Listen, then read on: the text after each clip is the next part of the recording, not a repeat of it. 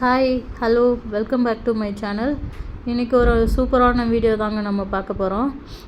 இன்றைக்கி என்ன நடந்ததுன்னா, என்னோடய கிச்சனில் நடந்த ஒரு பெரிய சொதப்பலை தான் உங்கள்கிட்ட ஷேர் பண்ண போகிறேன். அதுக்கு முன்னாடி கிச்சனுக்குள்ளே சமைக்க கிளம்பிட்டிங்கன்னா பதட்டம் இல்லாமல் போயிட்டு வாங்க. ஒரு செகண்ட்னால் நமக்கு டோட்டலாக அங்கே சொதப்பிடுது பார்த்திங்கன்னா, ஒரே ஒரு செகண்ட்னால்.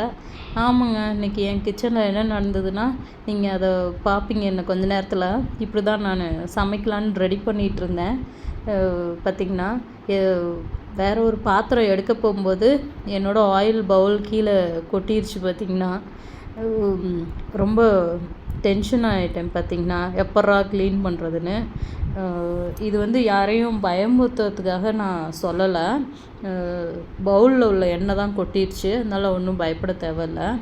அதை ஈஸியாக எப்படி க்ளீன் பண்ணலான்னா, நம்ம கோதுமை மாவு, சப்பாத்தி மாவு அதில் தூவி விட்டிங்கன்னா, அப்படியே திரட்டி விட்டிங்கன்னா சூப்பராக அது க்ளீன் ஆகிடும். அதனால் இந்த மாதிரி யாரும் பண்ணாதீங்க, ரொம்ப கேர்ஃபுல்லாக இருங்க.